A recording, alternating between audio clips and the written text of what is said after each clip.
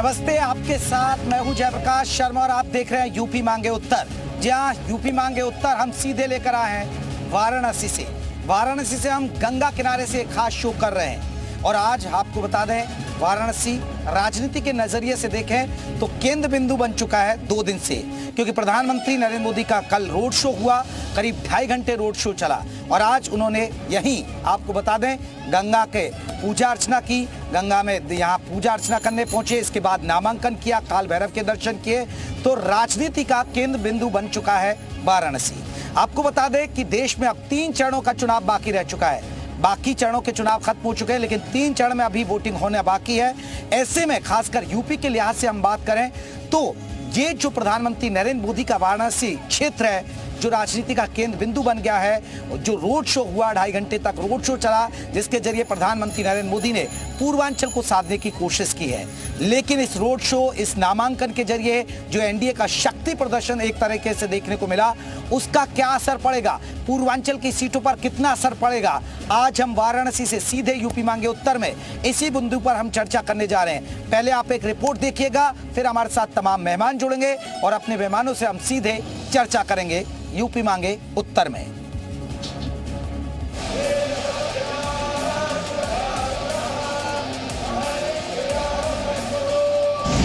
पहले गंगा की पूजा, फिर भरा पर्चा।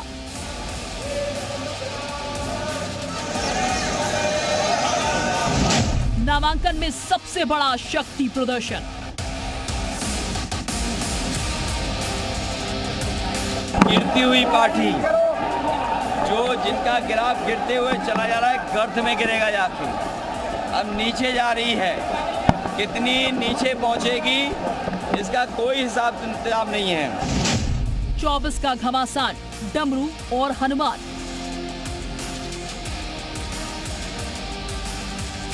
तो इस देश में आखिर प्रधानमंत्री जी 400 सीटें मांगकर संविधान क्यों बदलना चाह रहे हैं, इस बारे में भी उन्हें बताना चाहिए। काशी की गलियों में मोदी मोदी।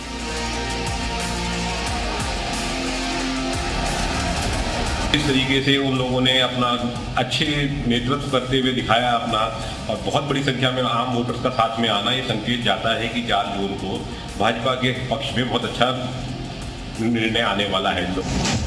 काशी का दंगल, नामांकन का मंगल। कि यहाँ का जो संदेश निकला है वो पूरे पूर्वांचल में विपक्ष का सूपड़ा साफ करेगा।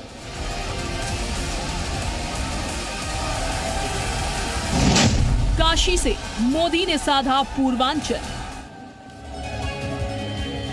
तो आपने देखा किस तरह वार पलटवार भी हो रहा है, लेकिन पूर्वांचल क्या सरकार बनने की गारंटी है? आपको बता दें, पहले हम आपको ग्राफिक्स के जरिए समझाएंगे, लेकिन विधानसभा का चुनाव याद होगा, पूर्वांचल में ही आखिरी फेज में चुनाव था।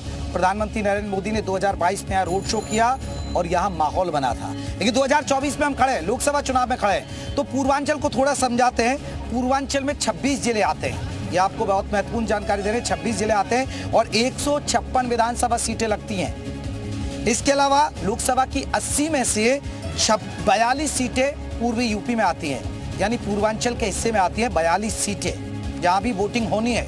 इसके अलावा पूर्वांचल लहर का असर बिहार और दूसरे राज्यों तक, आसपास के राज्यों पर पड़ता है। दूसरे राज्यों पर क्यों पड़ता है? क्योंकि दूसरे राज्यों के श्रद्धालु यहाँ तक भी पहुँचते हैं। आज तेलंगाना, आंध्र प्रदेश, कर्नाटक, पंजाब, हरियाणा, राजस्थान, बिहार, झारखंड, यहाँ दूसरे राज्यों के श्रद्धालु आते हैं और वो काम को देखते हैं, आकलन करते हैं। और एक महत्वपूर्ण है बिंदु, नरेंद्र मोदी पूर्वांचल की वाराणसी लोकसभा सीट से प्रधानमंत्री भी हैं।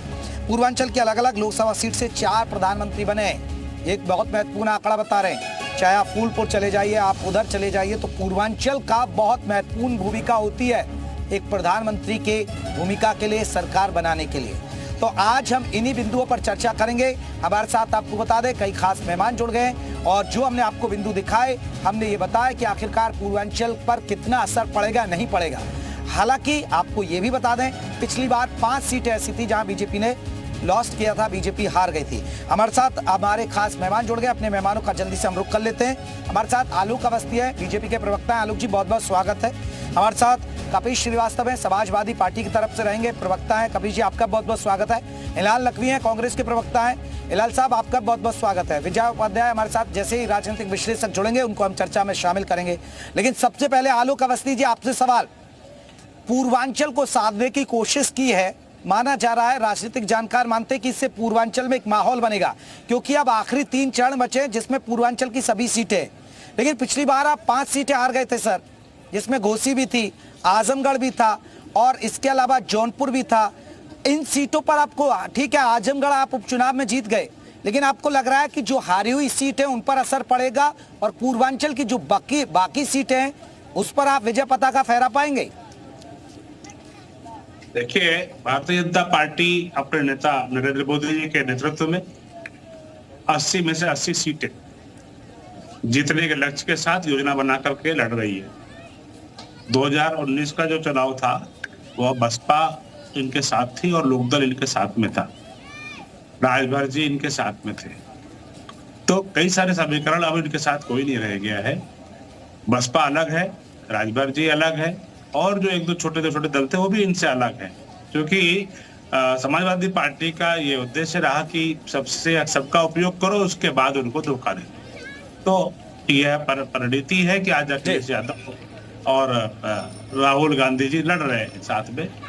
और मैं खाली इसको पूर्वांचल की दृष्टि से नहीं देखता, मैं इसको समग्र रूप से पूरे प्रदेश की राजनीति के स्तर पर देखूंगा, क्योंकि पूर्वांचल भी जो है उत्तर प्रदेश का हिस्सा है और उत्तर प्रदेश के अंदर भारतीय जनता पार्टी की सरकार अपना दूसरा टर्म पे चल रही है। लॉ एंड ऑर्डर की स्थिति को सुधारने में सबसे बड़ा हाथ तो योगी जी का रहा है। गरीब कल्याण की योजनाओं को लेकर के प्रधानमंत्री जी ने जो योजनाएं चलाई वो जनता तक पहुंची, इसका जनता को लाभ मिला है। आज सड़कों का नेटवर्क बना हुआ है, आज रेलवे का नेटवर्क बढ़ा है, आज रोजगार के साधन बढ़े हैं, देश का नाम आज विदेशों में बढ़ा है। हम बड़ी अर्थव्यवस्था की तरफ और शक्तिशाली देश के रूप में। मेरा सवाल है कि जो हारी हुई सीटें उन पर क्या फायदा मिल पाएगा? इतना रोड शो, शक्ति प्रदर्शन, एनडीए का कुनबा बनारस में इकट्ठा हुआ। देखिए, भारतीय जनता पार्टी एक ऐसा दल है जो लगातार जनता के बीच में काम करता है। हमने योजनाबद्ध तरीके से जो सीटें हम 2019 में हारे थे, हमने 2 साल पहले से ही उन पर जो है बड़े बड़े मंत्रियों को और तमाम पार्टी के सीनियर लोगों को लगा करके उन हारी हुई सीटों को जीतने की हमने रणनीति बना करके हमने काम किया और हम आज सामने हैं। और एनडीए का आज आपने एक बड़ा स्वरूप देखा कि सारे दल आज एनडीए के साथ में खड़े थे, लेकिन वहीं पे हमने देखा अखिलेश यादव के नामांकन में राहुल गांधी जी नहीं थे और राहुल गांधी के नामांकन में अखिलेश यादव नहीं थे। यानी कि खाली इंडिया अलायंस के जो नेता गठजोड़ किया भी है, लेकिन अपने जब नामांकन में गए तो कुछ सपोर्ट में नहीं आया। आज एनडीए के नेता के रूप में। चलिए, मैं आलोक जी लौटूंगा। कपिश श्रीवास्तव जी हमारे साथ, समाजवादी पार्टी के प्रवक्ता है। कपिश जी, रोड शो हुआ, आज एनडीए ने शक्ति प्रदर्शन भी किया, टेंशन बढ़ गई होगी। पूर्वांचल में आपको पिछली बार कोई सफलता नहीं मिली थी, जो सफलता मिली वो बीएसपी को मिली, आजमगढ़ आपको मिली, लेकिन वो भी उपचुनाव में आप हार गए। अच्छा, एक चीज बताइए, शक्ति प्रदर्शन करने की आवश्यकता किसको पड़ती है? जो कमजोर होता है जी। और दूसरी चीज कि प्रधानमंत्री जी, इसमें कहीं दो राय नहीं है, मैं उन्मुक्त कंठ से उनकी तारीफ करते हुए कह रहा हूं कि वो नेता से बेहतर अभिनेता है, इसमें कहीं दो राय नहीं। और कल जो उनकी पिक्चर शूट हुई, इसके लिए जो इवेंट मैनेजमेंट किया था, केवल वाराणसी की जनता को छोड़ करके बाकी इनके सारे कार्यकर्ता आए हुए थे पूरे देश के, इनको बहुत बहुत बधाई। आपने देखा होगा सिल्क की साड़ी, एक तरह की धोती, डमरू, ढोलक, और ये 500 करोड़ का जो कल आपने रोड शो देखा प्रधानमंत्री जी का, हतप्रभ ना होइएगा। मैं इसलिए कह रहा हूं कि ये 500 करोड़ वही है। ये टेंशन बढ़ा रहा ना फिर आपको? नहीं, अगर एक अभिनेता अपना अभिनय दिखा रहा है तो टेंशन बढ़ गई ना समाजवादी पार्टी के। जयप्रकाश भाई, फ्लो मत तोड़ा कीजिए, आपको ही टीआरपी मिलेगी। मैं एक बात कह रहा हूं कि देखिए, नरेंद्र मोदी जी ने जो ये 500 करोड़ का रोड शो किया है अपने फिल्म के लिए, ये 500 करोड़ कहां से आया है? कोविशील्ड कंपनी से, जिससे अमृत बंटवा रहे थे, हार्ट अटैक, ब्रेन स्ट्रोक। तो ऐसी कंपनियों से जो इन्होंने चंदे का धंधा किया था, उसका पैसा लगाए हैं। और इनकी कमजोरी देखिए कितनी है। इनको इतने जो दिखा रहे हैं कि एनडीए के तमाम लोग आए थे, अरे साहब ये तो बधुआ मजदूर लोग हैं ना जी, ये तो बधुआ मजदूर हैं जो इनको पहले गाली देते थे कि विश्व का सबसे झूठा प्रधानमंत्री है योगी की, तो उसको औकात याद दिला देंगे, भीख का कटोरा थमा देंगे, चल सन्यासी मंदिर में। ऐसे लोगों को अगर आपको अपने पार्टी का गठबंधन का हिस्सा बनाना पड़ रहा है, उनके चरण पादुका पे लोटन पोटन होना पड़ रहा है, ब्रिजभूषण जैसा चेहरा है ना।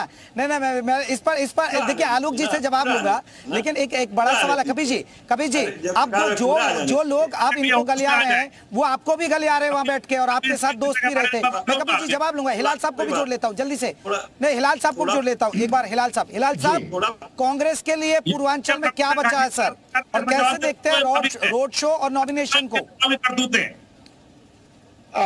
देखिए मैं लौटूंगा, हिलाल साहब का भी एक रिएक्शन ले लें। हिलाल साहब जी, हमने जो वहां पे रोड शो देखा है वो रोड शो दिखा रहा है कि किस कदर बौखलाहट और घबराहट है इस बार 2024 के चुनाव में भारतीय जनता पार्टी में और नरेंद्र मोदी जी में। इससे पहले 2 दफा हुआ नॉमिनेशन, 2014 में हुआ, 2019 में हुआ। उसमें नरेंद्र मोदी जी अपने आप में सक्षम थे और नरेंद्र मोदी जी गए वहां पे जाकर के उन्होंने अपना नॉमिनेशन कराया। भव्य वो भी बहुत था, लेकिन वहां पे उनको किसी सहारे की जरूरत नहीं थी। अब से हम क्या देख रहे हैं कि उन्होंने सारे देश के लोगों को बुला रखा था जो उनके गठबंधन में है, जितने भी उनके मुख्यमंत्री हैं उनको भी बुला रखा था। तो ये अपने आप में पूरी तरह से घबराहट दिखा रहा है, और सबसे हैरान कर देने वाली बात ये है कि ये प्रधानमंत्री जी की कॉन्स्टिट्यूंसी में हो रहा है, जो सैकड़ों करोड़ का ये जो वहां के ऊपर नॉमिनेशन हुआ है। साहब ये तो रोड शो के बाद आप कह रहे हैं कि 400 पार, आप कहते हैं कि वो 400 पार का नारा नहीं लगा रहे। हर बीजेपी का नेता, हर एनडीए का नेता, मैं आज ग्राउंड पर ही रहा सर, पिछले 3 दिन से यहीं पर हूं, सब कह रहे हैं 400 पार। यहाँ कह रहे हैं कि मोदी जी को 10 लाख वोटों से जिताएंगे, पिछली बार 6,75,000 से जिताया। तो जो वहां के पास सैकड़ों करोड़ का रोड शो हुआ है, इस रोड शो को देख करके जो वहां मनरेगा का पूरा उत्तर प्रदेश का किसान है वो सोचा होगा हमारा तो पैसा देने के लिए इनके पास पैसा नहीं है, लेकिन चंदे का धंधा खूब चला। उस चंदे के धंधे से जो है वो देखिए क्या भव्य वहां के ऊपर जो है नॉमिनेशन हुआ है कि मतलब उस नॉमिनेशन को देख करके लौटूंगा इस पर रिएक्शन आलोक अवस्थी से लूंगा। मैं अभी एक रिएक्शन विजय उपाध्याय जी से ले लेता हूं। विजय उपाध्याय जी, ये प्रधानमंत्री का रोड शो और फिर आज एनडीए का कुनबा इकट्ठा हुआ, आप कैसे आकलन करते हैं? खासकर पूर्वांचल में पिछली बार बीजेपी 5 सीटें हार गई थी, हालांकि उपचुनाव हुआ तो आजमगढ़ इन्होंने जीत लिया। अब क्या स्थिति लग रही है, इसका कितना इंपैक्ट है पूर्वांचली या देश में बाकी चरणों में जो चुनाव बचा वहां भी असरदार होगा इसका?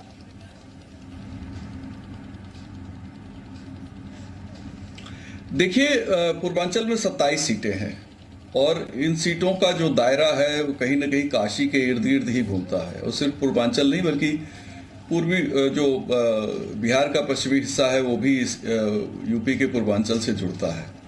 तो एक काशी चूंकि कल्चर की कैपिटल है और एक महत्वपूर्ण स्थल है, तो और पीएम वहाँ से चुनाव लड़ रहे हैं, और ये रोड शो पहली बार इस तरह से नहीं हुआ। 2014 और 2019 में भी शायद ऐसे ही रोड शो इन्होंने किए थे, तो इसलिए किए थे कि ताकि इसका इम्पैक्ट पॉलिटिकल लोगों पे पड़े, इनके कार्यकर्ताओं का मनोबल बढ़े, और एक तरीके से शोकेसिंग भी होती है कि हमारी जो पार्टी है वो किस तरीके से अपने, चूंकि विरासत भी विकास भी इनका नारा है, तो विरासत की बात जनता को बताने की कोशिश मुझे लगता है कि इन्होंने की है। जी चलिए विजय जी, मैं लौटूंगा। आलोक साहब एक बहुत महत्वपूर्ण सवाल है, ये तो चंदा का कह रहे हैं, चंदे का धंधा है, करोड़ों रुपए बहाए गए रोड शो में। ये बीजेपी के पर आरोप लगातार लगा रहे हैं, समाजवादी पार्टी हो या कांग्रेस के प्रवक्ता, दोनों आपको घेर रहे हैं इस रोड शो को लेकर।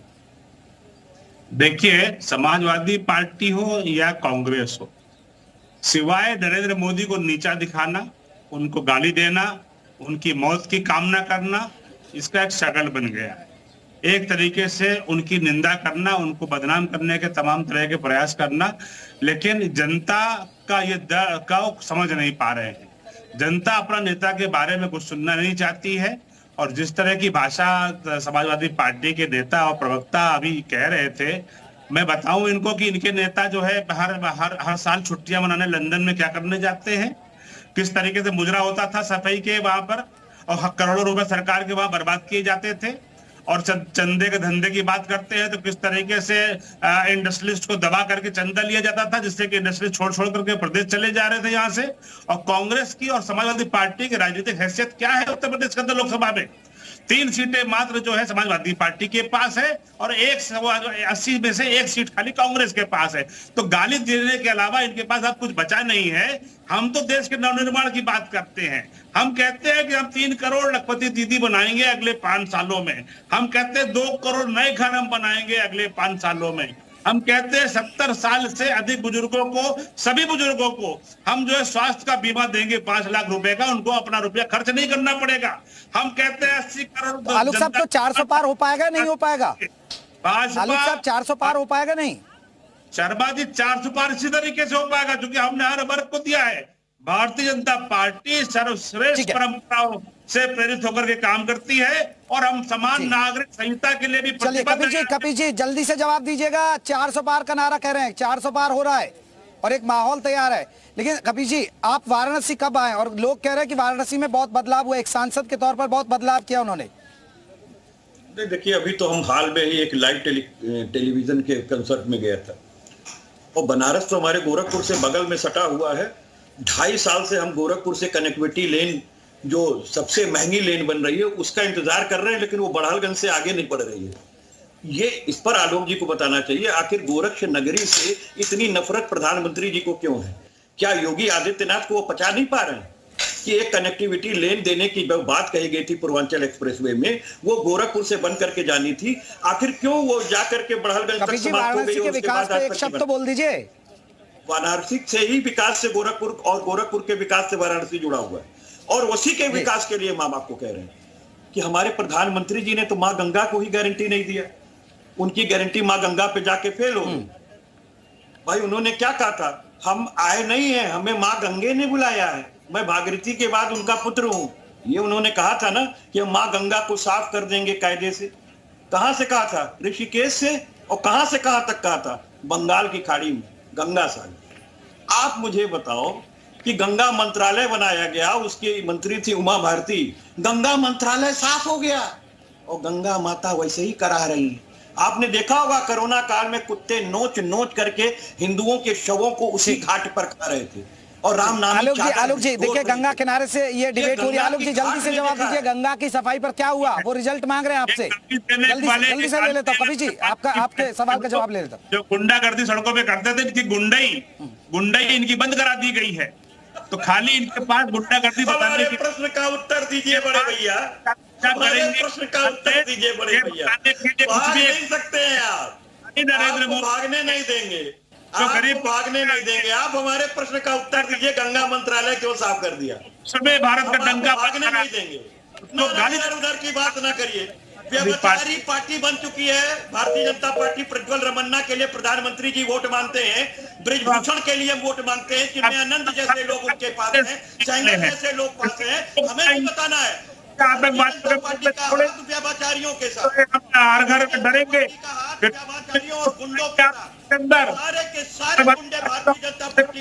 चले मैं रोकूंगा कपिल जी, आलोक जी मैं रोकूंगा। एक रिएक्शन हिलाल साहब आलोक साहब कह रहे हैं कि कांग्रेस कहाँ खड़ी है, कांग्रेस का वजूद क्या है, कांग्रेस को 1 सीट मिली। हिलाल साहब से एक रिएक्शन। और हिलाल साहब देखिए ग्राउंड पर मैं हूँ, और हिलाल साहब मैं यहाँ पूछ रहा हूँ, यहाँ महाराष्ट्र का आदमी, कर्नाटक का, तमिलनाडु का, पंजाब का, राजस्थान का, सर हर जगह कह रहे हैं कि मोदी जी प्रधानमंत्री बन रहे। ये वाकई में ग्राउंड की मैं आपको असलियत बता रहा हूं सर, तो कांग्रेस के लिए टेंशन बनाने वाली रिपोर्ट है सर ये। नहीं देखिए ये आपका अपना जो भी आपके निष्ठा है वो उसको दिखा रहा है, ये ग्राउंड रिपोर्ट नहीं दिखा रहा है। नहीं निष्ठा नहीं सर, इलेक्शन की रामनाम एक शो देखिएगा सर रोज 6:30 जरूर देखा करिए सर आप। ग्राउंड रिपोर्ट ये दिख रही है कि वहां के सीवर के लाइन और पानी में जो आपस में मिल करके गंदगी हुई थी, तो उसको लेकर के वहीं के इंजीनियर को मारा गया था। ग्राउंड रिपोर्ट ये दिखा रही है। ग्राउंड रिपोर्ट ये दिखा रही है कि आज की भी तारीख में 40% से ज्यादा सीवर जो है वो गंगा जी में विसर्जित किया जाता है। ग्राउंड रिपोर्ट ये दिखा रही है कि जो मोदी जी ने गांव को गोद लिया था, आज वहां के लोग जो है वो परेशान हाल है, उनके पास किसी तरह की कोई सुविधा नहीं। चलिए सर, आपके सबके अपने अपने दावे, मैं माफी चाहूंगा, मेरे पास इतना ही वक्त है। हिलाल साहब आपका बहुत बहुत शुक्रिया, आलोक जी आपका भी, और साथ कबीर जी आपका भी, विजय उपाध्याय जी छोटा सा ही रिएक्शन ले पाया, आपका बहुत बहुत शुक्रिया, आप तमाम मेहमान जुड़े। तो यूपी मांगे उत्तर आप देख रहे थे सीधे वाराणसी से, और वो भी गंगा किनारे से। अगली लोकसभा सीट पर करेंगे मुलाकात, वहां से करेंगे यूपी मांगे उत्तर। तब तक के लिए नमस्ते।